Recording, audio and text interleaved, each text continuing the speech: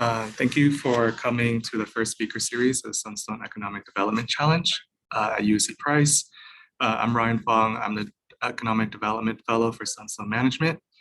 The challenge involves student teams working with local government clients to develop strategies and recommendations to attract startups, to raise private capital, and to create jobs. And the various partners of this challenge include USC Sol Price School of Public Policy, the USC City County Management Fellowship, Sunstone Management, and Sunstone Community Fund. And I would like to introduce our two speakers for today. So Michelle Stevens is the Program Director for the California Association for Local Economic Development, or CalEd, and she will be discussing economic development.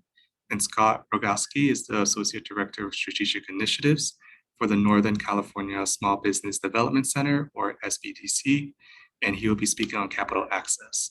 And there will be time for Q&A after each speaker is finished. So Michelle, can you talk a bit about your background and profession? Yeah, so do you want just my background before I start the presentation, or? Yeah, just like a few minutes about your background. Oh, okay, yes. So as Ryan mentioned, my name is Michelle Stevens. I'm the Program Director for CalEd. My professional background is such that I got my master's, well, I got my undergrad degree from the University of California at Davis, and then I got my master's from the University of Texas at Austin in community and regional planning with an emphasis in economic development. And so as a lifelong Californian, though, I always knew I was going to be heading back to California. So once I finished my master's, I moved to Washington, D.C. for a little bit and worked for the International Economic Development Council, and then moved back to California, where I started working on both local economic development and working with CalEd as an economic development membership association professional. So I was on both sides of it, both the membership association, trying to help local economic developers, and then also as an economic developer working in community. So I have more background in small business and agriculture. I grew up on a ranch, so farming and ranching has always been really important to me, and really noting that while most folks think of agriculture as like a lifestyle choice, it is also a business. So helping those businesses do well is important, and especially in California, where agriculture is such a huge part of the economy, we want to make sure that our farmers and ranchers are doing well. Okay, so I think that's enough about me. We can get started. And we can go to the next slide. I'll start with a little bit of information about CalEd. So I referenced that it is a membership association. So if you think about any professional association, like the Association of Architects or doctors or nurses, their main goal is to help whatever professional group that they're an association for be successful. And that's the same thing for CalEd. We were founded in 1980, so we've been around for a little bit. I guess technically we're millennials, I think. We have over 800 members, and the majority, like 75% of our members, are folks who work for their local government. So they're either working at the city or the county, and they're specifically involved in economic development. So that often will be like the city manager or the county administrator, the economic development director. But then beyond that, we also have members like, for instance, Scott is a member of ours as the SBDC, as the NorCal SBDC lead, but then also individual SBDCs in their regions can be members. We have nonprofits. We have consultants, so private consulting companies that work on economic development topics will often be members. And all of our work really focuses on making sure that our members, local economic developers, have all the tools that they need to be successful. Next. So as part of that, we really need to kind of back up and say, well, what is economic development? Right now, it's getting a lot of play. There's a lot of interest. There's a lot of money being funneled toward economic development. So there's a lot of folks saying, oh, hey, I'm economic development. I do that. And in some cases, that's accurate. But in other cases, you have folks that are kind of bending the definition to make it whatever they want it to be or whatever they happen to be doing. So as the Economic Development Association in California, we really like to promote a very specific definition. And so this is the official definition. I'll read it to you guys just in case you're not looking at the screen. Economic development is the creation of wealth through which community benefits are realized. It's more than a jobs program. It's an investment in growing your economy and enhancing the prosperity and quality of life for all residents. Next slide. So when you think about that, really look at, it's not just like, oh, we need X amount of jobs, or, oh, we need this new business, this dollar amount of investment. It really is a broader sense of looking at your economy as a whole, looking at your community as a whole, and identifying maybe where there are holes, where there are strengths that you want to capitalize upon. Doing all of that type of assessment, like your basic SWOT analysis, strengths, weaknesses, opportunities, threats. I feel like everyone probably knows that one, but just in case. So when we're talking about economic development in practice, I've mentioned that a lot of our members work at the local government level. So these are some examples of things that they do. If you think about long-term goal setting and visioning, instead of just like, oh, this new business cropped up, I guess we'll deal with them. And you need to have a plan. So you can't just react to what's happening in your life, or in your community, but rather be proactive. So creating goals, whether that's the general plan or an economic development strategic plan, or CEDS, which is a very popular economic development tool. It's the Comprehensive Economic Development Strategy. So creating those types of goals that really focus on what your community cares about and how you're going to get there. And also business community support. So reaching out to your businesses. Skilled workforce, it's not so much that you are the skilled workforce, although you are a part of your community, but working with your local colleges, your local high schools, also your local businesses to find out what type of workforce do they need, not right now, but also in the next 5 years. So if you want these businesses to grow in your community, you need to be able to provide them the workers that will help them grow. Clear regulations, a common one, just like if your city has clear zoning codes and different permitting fees that people can look at and they know what they are, then they can bank on those. And then lastly, which I think really touches more on what you guys are going to be working on, public-private collaboration. I know Sunstone has the focus on bringing new businesses in, supporting new businesses. And so often there's like a private business element there, but then also you will have your local government helping with that.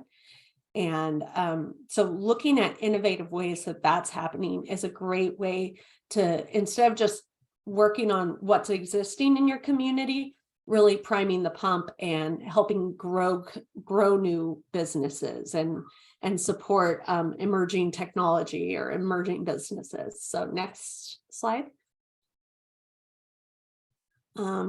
So I feel like I'm probably preaching to the choir on this, but it's worth saying that there are benefits to economic development. It's not just to give folks a job, economic developers a job. By having successful, healthy businesses in your community has an increased revenue base.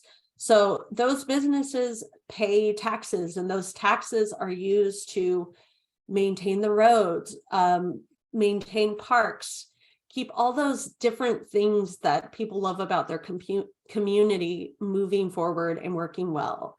Also, a successful economic development program helps with job development. So to provide opportunity for the residents in a community.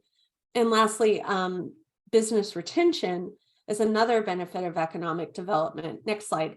Because you can, by keeping the folks that are already in your community there and happy, it saves you the work of having to try to bring in new businesses. So keeping your existing business base happy and successful is a key way to keep your economy thriving. This is more on the business case. If you think about the cost that an average city or county has, so that their employee costs, like pension costs, things of that nature, the population growing and meeting the needs of that population with fire, roads, quality of life, different things like that. Economic development and a strong local economy helps pay for all of those items. Next slide. And then, so I referenced quality of life. I think it's very important to note in this, and this has been more of a topic over the last maybe 5 years in economic development, when we're talking about local tax dollars and jobs raising the economic tide for everybody. It's important to make sure that your economic development efforts actually do that. And that gets into the topic of inclusive economic development. So you cannot focus solely on a single business community. Economic developers need to take stock of their entire community and make sure all of the voices are being heard and truly listened to. You can't just invite someone to a meeting and steamroll them and not listen to anything that they say, but talk to all of the business communities, talk to all of the residents about what they need from their community. And so that way you can make sure that the economic tide does actually impact everyone and not just single groups. And I mean, obviously, this is a brief overview of economic development, so we're not going to get into all of the details about inclusive economic development. But a key thing to note is really bringing everyone to the table and listening to what their needs are from an economic and a business point of view, as well as the point of view from a resident. Next slide. So quality of life is a huge part.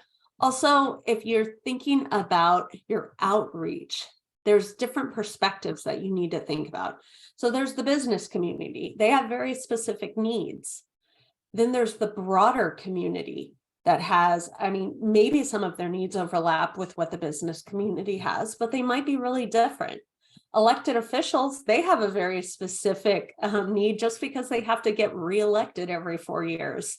And that shortens up your timeline. A lot of economic development projects have maybe a 10-year timeline. These are slow and steady projects that you will be working to. You're revisiting goals, adjusting them as needed, working with a lot of different groups. And that doesn't necessarily align with the election schedule. So making sure that elected officials understand that some of these outcomes won't be seen in the next calendar year is really important.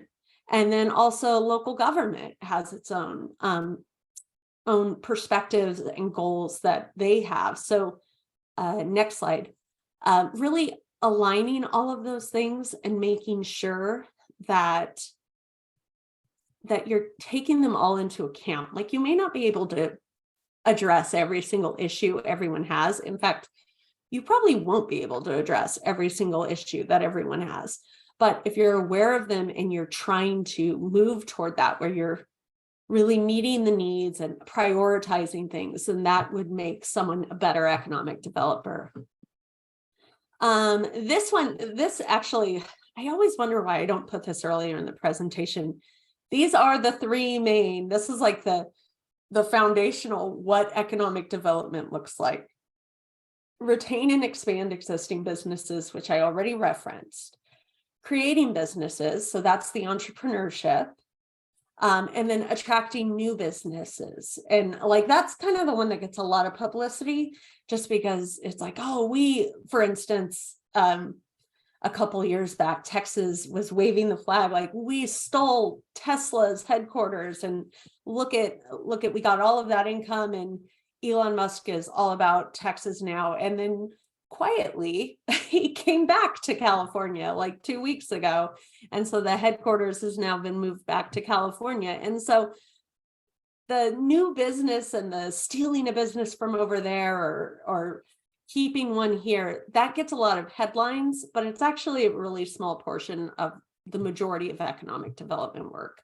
A lot of what gets done is number one and number two, where you're keeping the businesses that you have and helping them grow. And then also, and like Scott does a lot of this with SBDCs, creating businesses. So an entrepreneur with an idea comes to the table and they need assistance, whether that's in the form of like, writing a business plan, or it's an infusion of capital. Next slide. So that's where a lot of the work happens. This is just more background on why it makes sense to work with existing businesses. Even though I know this group has a focus on startups. So this is kind of like beside the point, but just as a background thing, when you're thinking about economic development, knowing that existing businesses provide 80% of net new job growth in a community. So it's rarely a brand new business starts up and they hire 200 people. It's more often like this existing business that has 10 employees added 2 new ones this year. So it's more incremental. It's rarely that splashy, huge chunk of new jobs. And the items here are just issues that a lot of existing businesses have. So these are the things that you're probably going to be working on if you're an economic developer working with existing businesses. It's, the workforce training, the workforce issue I talked about, making sure they have the employees that they need now and in the future. Maybe they're going to export their products. Maybe they want to get contracts with the government, and that's its own realm of hoops to jump through. Maybe they need capital. Maybe they just need a permit from the city and it's driving them mad because they can't get one in a timely fashion. So you find out all these things by having the conversations with the business. Next slide. And some of it really is pedestrian, it turns out, but it's all still important for them to be successful. And then I believe this is like my last slide, having to do with partners. Economic developers, I feel like, are the gadflies of local government. They're the ones who are talking to everyone. They don't stay in their little office and keep their head down. They're talking to everyone else in their local government. So like other departments, their local elected officials, but then they're also reaching out to other groups like financing partners at the federal or the state level. They're working with banks, nonprofit groups that are out in the community doing important work, SBDCs like Scott, who are helping small business folks who are just starting up or maybe trying to grow. And then also they're working regionally too. So maybe they're working with the next county over or the next city over to develop a program or an initiative that benefits the region as a whole. So all of these different components and all of these partners help lead to a successful, thriving business environment. And it really can't be done if you're just hyper-focused on the one thing in front of you. You kind of have to be touching all these other sections and definitely talking with all these other partners. Next slide. I was right. Yeah, questions. So I think I kept it. I'm a little over, but. So yeah, does anyone have any questions for Michelle? And then also, I believe the next slide is my contact info. So if people need, like, you come up with a question later, you can always email me. So one of the questions was, will these slides be shared? So I think so. Are you going to Michelle share and them, Scott, if that's Ryan? yeah, if that's okay with me, I can share them. Yes, I'm cool with them being shared. Okay.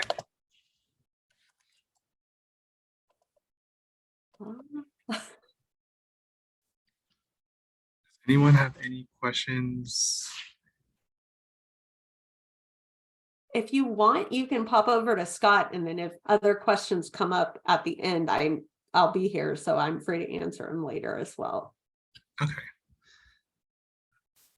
Yeah, so if you have any questions, you can just put them into the Q&A, and then if anything, we'll go over.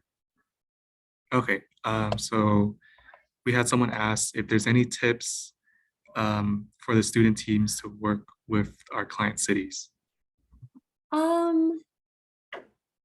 Well, let's think. I imagine this is already built into the process. I don't know enough about the challenge to know the process, but really talking to everyone and finding, like, I don't think curiosity can be undersold here. It's like really getting out there, finding out what their goals are, and don't be afraid to ask about what the challenges are. I mean, some cities may come forward with that right off the bat, like, oh, this is our huge issue, but like really dig deep. And also, I mean, dig deep even within the answer. So if they say, oh, affordable housing, which I imagine every single city in California is having a challenge with that, but find out specifically what challenge within affordable housing, or find out what challenge within the business community, and try to find out, because sometimes it's really concrete stuff, like there are no local banks to help with businesses. But then other times it's more cultural, or it's kind of weird baggage that the city might have that they haven't been able to deal with. So things like that, I guess, ask questions, but I don't feel like that's really, you guys were probably going to do that anyway. So I don't know if that's helpful. Sorry.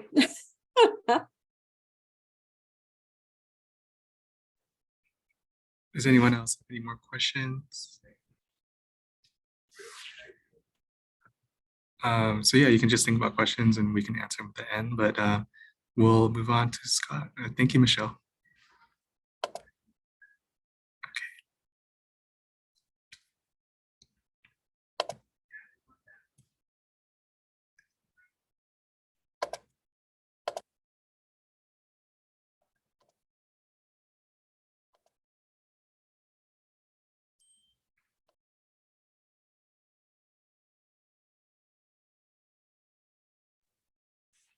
And Scott, if you can also just talk a little bit about your background and your profession. Yeah, definitely. Yeah. Good afternoon, everyone. Thanks for having us, Ryan, and great job to Michelle, and talking about CalEd and economic development. My background is in business finance, business lending. Have my bachelor's in business finance, and then MBA in business management. But my career has mostly been around business banking, finance, business development. A little bit of retail branch management at Wells Fargo, and then a little bit of commercial and ag lending at Farmers and Merchants Bank, a little bit of business ownership, and essentially advocating for small businesses around accessing capital and working with other partners such as CalEd in the industries, and then doing a little bit of state legislative work at the Capitol in Sacramento, and helping get more funds for small businesses. So, yeah. And my presentation today is about capital access, but I'm going to go over similar stuff to what Michelle did in the beginning, and then we'll get to the funding spot. And the reason for that is some would say that startups and small businesses don't always need capital. They always don't need money. Money doesn't solve everything. It's just them getting out there and doing sales and bringing in, driving in revenue, and that will help create operating capital for a small business. But next slide. So real quick agenda, just and Michelle talked about this, so it's kind of cool, a little bit relatable. And her answer to the last question is around tips and tricks, was right. Like, it's good to know the right partners, ask more questions than you would normally ask, and just really figure out what these cities want when they're trying to attract startups.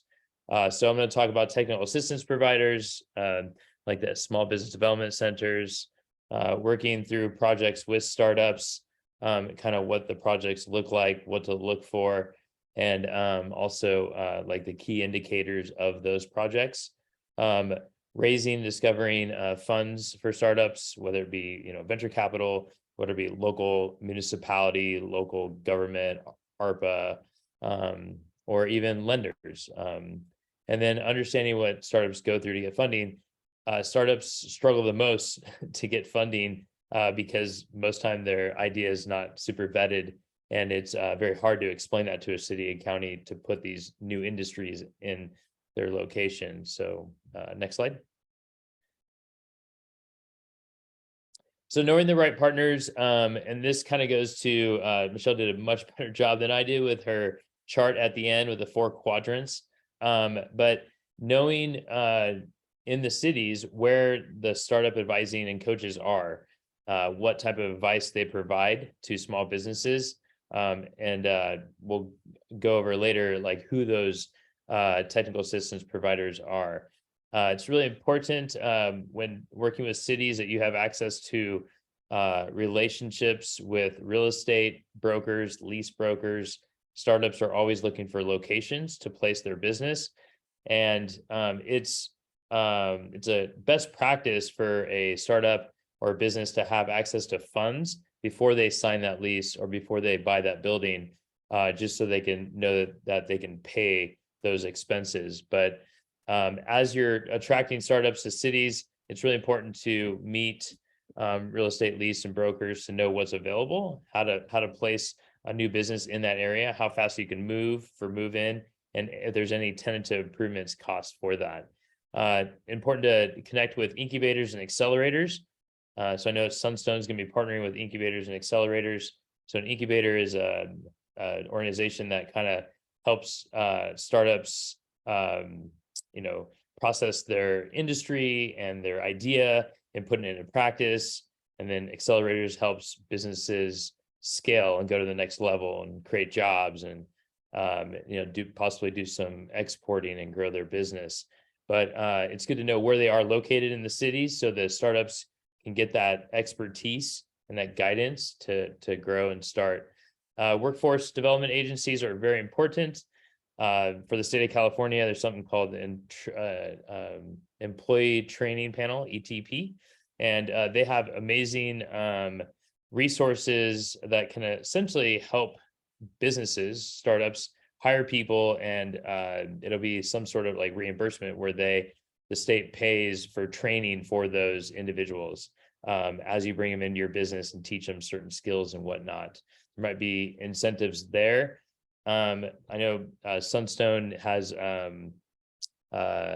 keeps a pinpoint on EB5 type partnerships. So cities and counties are looking for that are EB5 conscious, and they're looking to bring in workforce and kind of drive revenue and create growth.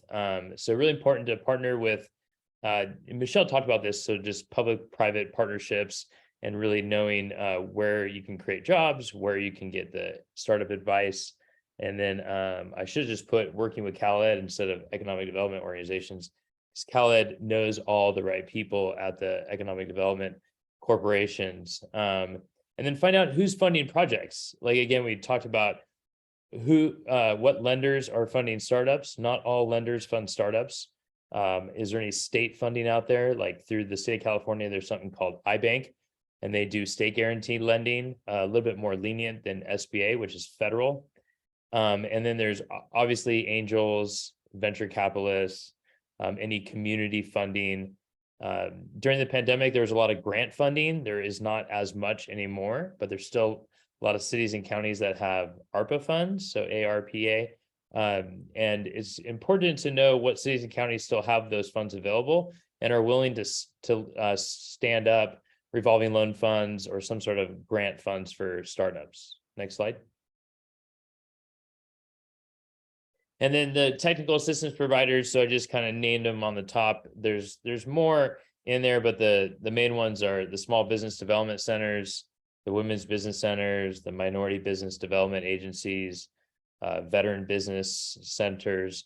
There's procurement agencies, SBA. Again, Michelle's slides had them all, I think, on the bottom left.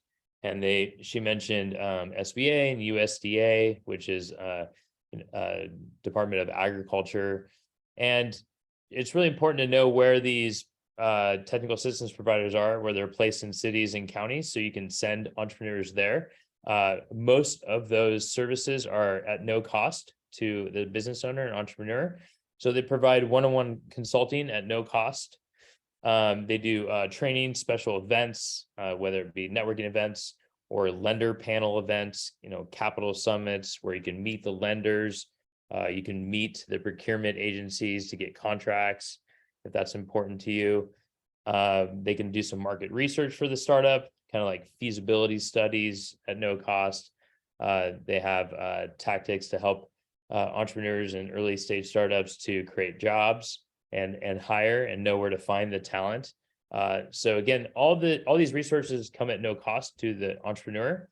And as you are bringing in startups, they really want to know where to find these resources and how to access them and what the cost is. So it's important to connect with these agencies. Next slide.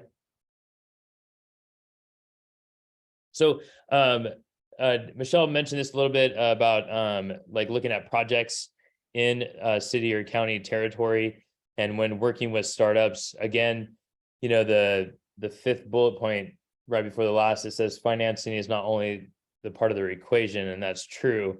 There's a lot of other parts to a project when you're trying to either bring a startup to a city or county or build something for community engagement. So it's important to look at all aspects of the project, whatever that may be. So maybe the community needs agriculture and they need to partner with some sort of like ag tech industry organization. But it's important to look at the unique needs of that project, of the startup, how it affects the city and county. Is that something that they're looking for? That like possibly there's incentives for the startup to move there. You need a full toolbox, and CalEd has some of these resources around the economic development toolbox, the financing tools, the incentives within the projects.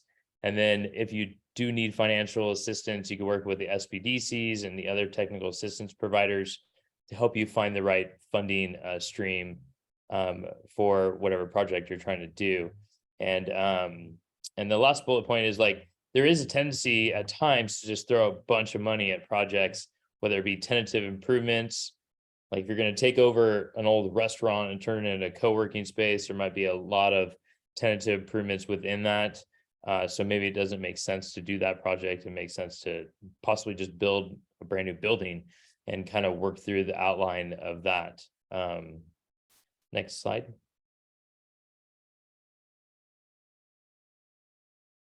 So when looking for funds for startups, and I kind of went over some of those on the previous slides, just helping the entrepreneurs find the capital. So whether Bank A doesn't do startups, but Bank B does, and then Bank C has different parameters. Just trying to figure out how to navigate all that. Sorry, I had somebody come in my office. Sorry. Just when you're working with startups and looking for funds for those startups, it's important to look at what capital is available. So for early stage startups, they may want to give up equity for their capital, and that could be anywhere between 10%, 50%, 80%, mostly under 50%, to get the capital to buy equipment or to operate, for marketing, research. And when you're helping them introduce them to different lenders, it's important for you to know the lending landscape of the area. Like do the certain areas like agricultural businesses? Do they like tech businesses? Do they like retail? what kind of businesses are they looking for that community, and what do the lenders like to fund? And if you don't have time to do all that digging and discovery, you can reach out to the local technical assistance providers like SBDCs, and they usually know the lender landscape that exists within that. And it's there's different funding organizations and partners, like there's nonprofit lenders and other ways that startups can get capital. There is a myth out there that startups, if you're under 2 years in business, you can't get capital, and that's wrong. You can get capital. You just have to find the lender or the SBA guaranteed loan or the state guaranteed loan provider that's interested in working with you and your project, and they love your idea, and they want to, help you carry and grow. And it says, yeah, definitely leverage the no cost assistance within that, and then looking at possibly, state and federal funds. Next slide. So I kind of was alluding to this earlier. So the funding landscape. So this is the funding landscape for all cities and counties and states. This is just how it works out in the marketplace of lending. When a business owner existing, or even an early stage business startup, is looking for capital, angels and VCs, venture capitalists, only fund about 3 to 5% of all the deals they look at. So if they look at 100 new startups, they only fund about 3 to 5 of them. And that's just the way it works in the marketplace. And there's also big banks, like the top 10, top 20. They only approve about 1 out of every 4 applications that go through their process. There is small banks and community banks, and CU stands for credit unions. Those are usually a little bit more lenient in their funding practices because it's more of a community centric.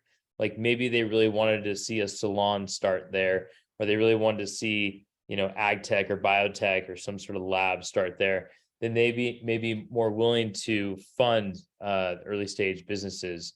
And then crowdfunding, they fund almost 1 out of every 2. Crowdfunding is essentially like Kickstarter or Indiegogo. It's some sort of platform where they bring a bunch of peer-to-peer lenders online, and you can get like a community crowdfund, you can get a social crowdfund, or you can get a debt crowdfund. So the crowdfunding is very popular for tech and new innovation. Alternative lenders is anything that's not a bank. They essentially approve more loans. And then fintech lenders, which are financial lenders online, approve the most, but they're not regulated, so they charge the most interest as well. So it's good to know. Next slide. So what's important to lenders? There's a few things that, if you're attracting startups to cities, you may or may not have some of this general knowledge, but it's really good to tell the cities like, hey, this is what startups are going to look for. This is what lenders are going to look for when they come to financing, so that we can say, hey, we got a great financing model, platform, lending landscape here. Because we understand what lenders are funding. So they really look at the business model and the owner industry experience. And within that, like, is it a new industry? Like 6 years ago, escape rooms were new industries, and bringing them to Sacramento was a new concept for Sac City and Sac County, and how to essentially build a business plan where the city and county can invest in it and get excited about it. So, and then the owner industry experience is also very important. Does the entrepreneur have industry experience, or does their partner, or does their advisory board, or maybe the VC angel that's coming in has that industry experience? It's really important for you and the startup to know like how much they need and what are they going to do with it. Kind of goes back to that project slide that we were talking about. So I need $100,000 and I'm going to buy equipment with it, or I need $100,000 to do tentative improvements on this building so I can open shop in like 3 months, or I need $50,000 for staffing or for marketing. But really important to know how much you need, what are you going to use it for? Can you articulate that? And most startups, entrepreneurs, they're able to, for the most part, if they're locating to your city, county, should be able to have that conversation with you. Credit history is really important on the lending side, the bank debt side. On the equity side, with a VC angel, it doesn't really matter too much about that, but credit score is very important, and just understanding that. Personal net worth, most early stage business owners, entrepreneurs do not have any collateral. They don't own a home, they may not own a car, they just don't have any collateral. But what is the personal net worth? Is it cash? Is it collateral? What is it? What do they bring into the table? How much money can they put down into the project without funding it? And then expenses versus income. Just can the borrower, the entrepreneur, afford the loan? Can they pay back $100,000? How much does that cost? And is that in any incentive with the local city or county or the lender? Next slide. So when you're so the last slide kind of gets into some of this stuff, but when you're talking to certain startups or entrepreneurs and you want to bring them to the cities and kind of attract them, it's really important to ask deeper questions like, why you, why your team, why are you the best people to run and operate this company?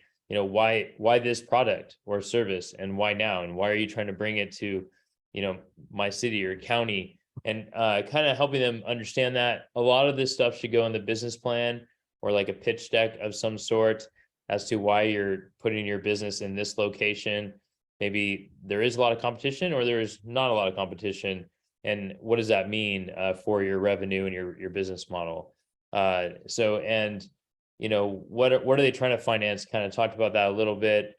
Do the numbers make sense? Like working with their projections, like they're gonna move to your city, county. Are they gonna make any money? Is it unrealistic of what they're trying to propose, whether it be like an EV station or maybe another coffee shop? But whatever they're bringing to your location, are they going to be profitable? Are they going to be in business over 1 year? And did somebody really look at their numbers? What kind of skin do they have in the game? Again, I talked about it last slide. Are they going to put any money into this deal, into this project? That's also very important. A lot of cities and counties like that. And then do they have any collateral in case they fail to pay back the loan, or they happen to unfortunately go out of business in a year? Do they have some sort of collateral, whether that be like a house or their credit? What's to fall back? On the lending side, there could be an SBA loan, so that's a federal guarantee, or a state loan, that's a state guarantee. And what that is if the business goes out of business or fails to pay back the loan, they have that collateral there for them to give them peace of mind that they're going to get their money back. Next slide. So when looking at the funders request for the startups, you can see here that I kind of talked a lot about this in the previous slides, but business plans are very important. Feasibility studies, especially important if it's a brand new industry, like I mentioned, like an escape room like 5 years ago, or a maker space that was kind of newer, like 5-7 years ago. And projections, again, doesn't make sense. The assumptions, kind of looking at the explanation of the loan scenario. What is that? Kind of putting that together. Certain industries need a pitch deck instead of a business plan. So a pitch deck is kind of like a PowerPoint right here. Hey, this is what we're going to do. This is how much money we're going to make. This is how much we're requesting, and this is what we're going to do with it. And this is how much growth we're going to have for revenue for this city, county. And then we talked over debt equity options, really telling the story. And then as businesses and entrepreneurs, they go into business because they want to grow and not necessarily go out of business. Unfortunately, it happens a lot, but the objective is to grow, get capital, hire, and take it to the next level. So marketing strategies are very important to see, like, how are you going to compete with your competitors? What is your competitive advantage, and how you're going to move forward with that? Next slide. And then I think there's all types of this. There's funding for everyone really out there, for early stage startups, brand new entrepreneurs, brand new ideas. I mentioned before, there's cities and counties and loan funds.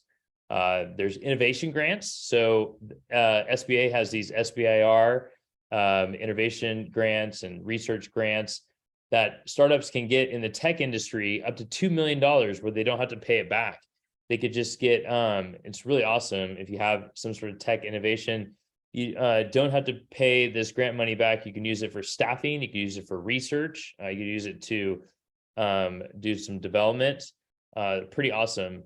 There's nonprofit lenders those are not banks, transactional lenders.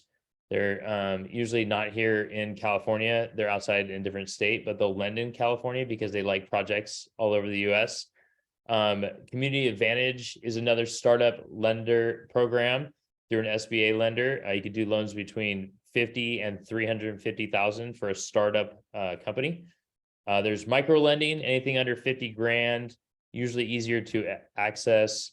There's crowdfunding, we talked about that. And then also, angels, VCs, again, they fund a really small amount, but they are very eager to see new ideas and new innovations. And oftentimes, if you're able to get a loan, they like to fund you.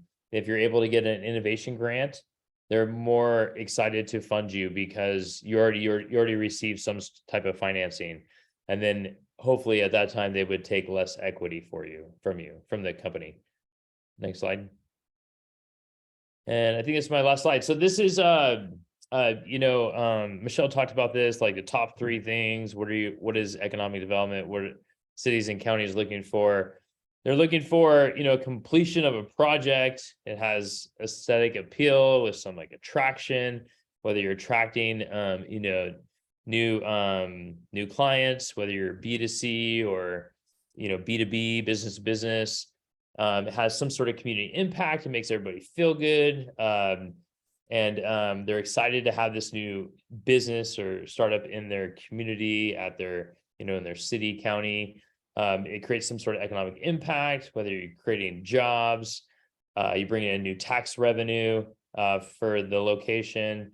And any grants and funds and incentives that were given from the city or county level, that those were, either paid back or used to good purpose to help promote, again, like job growth or, helping the business scale and possibly purchase property with everybody's excited about that. And that's kind of like a successful startup scenario in a city or county. And then next slide. And yeah, so I guess we're to the Q&A part for either my presentation or Michelle's presentation. So thank you very much. Thank you, Scott. Does anyone have any questions for Scott or Michelle?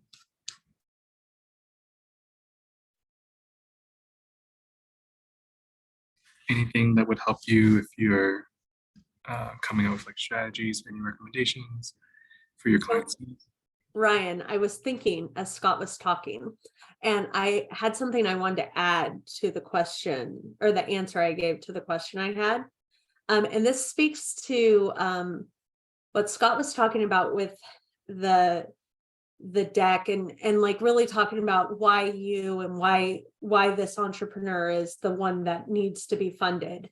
And I think that goes from the city perspective too. Like when you're talking with cities, find out what is unique about them. So I was looking more on like the bad side, like, oh, what's their baggage? But also like find out what they do really well or what the community culture is, because that might mean, like, for instance, Scott and I both have a background working with ag. So like if you have a community that has a really strong ag background, then it may make perfect sense to fund a startup that has like an ag component, because it's like that foundation's already laid in the community. You don't have to convince everybody that ag's a good thing because they already know about it. Or, just like really knowing the community and understanding what they do well as what maybe they don't do so well, and having that guide their efforts. Because we hear about it all the time. Everyone wants to be the next Silicon Valley. We're the Silicon Hills, we're the Silicon Gulch, Silicon whatever. But not everyone has all of the traits that they need as far as a community to support a Silicon Valley. So finding something that really makes sense in the community and understanding their culture is important. That's all I wanted to add. Thank you. So one of the questions is, what are top 3 ways or things to prepare prior to meeting with the client city? That's a great question. I would say, yeah, that's, I would prepare like, questions around like what's important to that city, kind of like what Michelle was saying, like, are they looking for ag? What industries are they looking for? What are they trying to attract? Are they trying to attract manufacturing? You can go on to, like some industry data sites, and you can kind of look at the city or county and see what it's made up of, what it has a lot of, what it's missing, what you feel it's missing, what you think they should be attracting. Kind of goes both ways. Like if you, it's really important to do the research up front before you go meet with them, and kind of get an economic development layout, kind of like what I was saying and what Michelle was saying, is like find the right partners, find out where they're located, find out how, it's good that to some people might seem kind of boring to know about all the public private partnership nonprofits that exist, like the feds, the states, like all those industries. But they'll see that you kind of brought all that research together, and that it's like a whole package, that you understand the lay of the land and how to essentially answer all the questions for the startups that are coming to the area. Yeah, just to add on to that with the research, read the existing general plan of the community. And it's a big doc, so maybe you can scan the general plan, but that way you can find out. I mean, first thing, you can see when it was last updated, and that can tell you how much the finger is on the pulse. But also it can see, you can look at what existing initiatives or goals they have, and maybe, and like, so then when you have the conversation with the city, you can find out, are these still accurate? Are these things that you're still working on? And if they are, you can build upon that instead of trying to start something brand new. Because if you already have buy-in from the city and the leaders, because a general plan has to be vetted by like everyone, that you have a lot of public process and public participation. The city council needs to approve it. So like, if you have something that's viable and it's still live from a general plan, then you already know that there's like a fair amount of buy-in there. Yeah, that's great. Does anyone have any more It questions? looks like Rhoda put something in here regarding the Rob's account. So there is, so you can, if you have so thanks for bringing that up, Rhoda. I am familiar with the product. I've had clients use it. So if any so usually later stage entrepreneurs that are already worked at a business or a company for 5, 10, 15 years, possibly, you can use what's called a old IRA, so an individual retirement account. You can essentially take an IRA, which is like a 401k that you had at another company, flip it into an IRA, and then create a C Corp and flip it into a C Corp. And no matter what age you are, you don't pay any taxes. There's no, there's no, what's I'm trying to say? You don't get slapped with any taxes or other things. You can take it out at any time, any age, and you can flip that money into a C Corp and use it for operating capital to start and grow any business that you want. They call it a Rob's account because you're essentially robbing from your future. And it's it's a joke, but it's kind of true, because your the retirement accounts are used for your retirement, like when you retire. But if you want to use it to invest in your company, you can do that. You don't have to pay taxes on it, and you don't have to pay it back. It's really awesome product. There you go. Yep. No interest, no term, no investors to impress. Boom, done. It's your own money. And then when you later, if you spend it all, you can go back to investors and say, hey, I've invested my own money into this company, and this is my skin in the game. Now I need you to fund me, right, for the next stage. But yeah.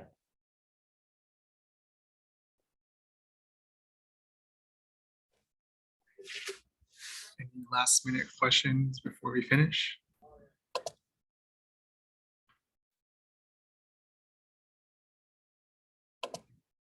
Okay, well, thank you, Michelle and Scott, for presenting. As a reminder to student teams, the final event will be on Thursday, April 27th from 9 to 2 at the USC Hotel. All student teams are required to attend as you will be presenting your pitch deck that day.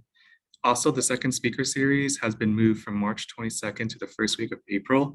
It will be on public-private partnerships and business attraction strategies. I'll send a recap email that will include the slides from Michelle and Scott, today's recording, when to meet, to all student teams for availability between April 3rd to the 7th for the second series. And email me back if you have any dietary restrictions, as we will have food at the second speaker series. But other than that, that completes our first speaker series. Thank you, everyone. Thank you, Ryan. Yeah, thank you, Ryan. Thank you.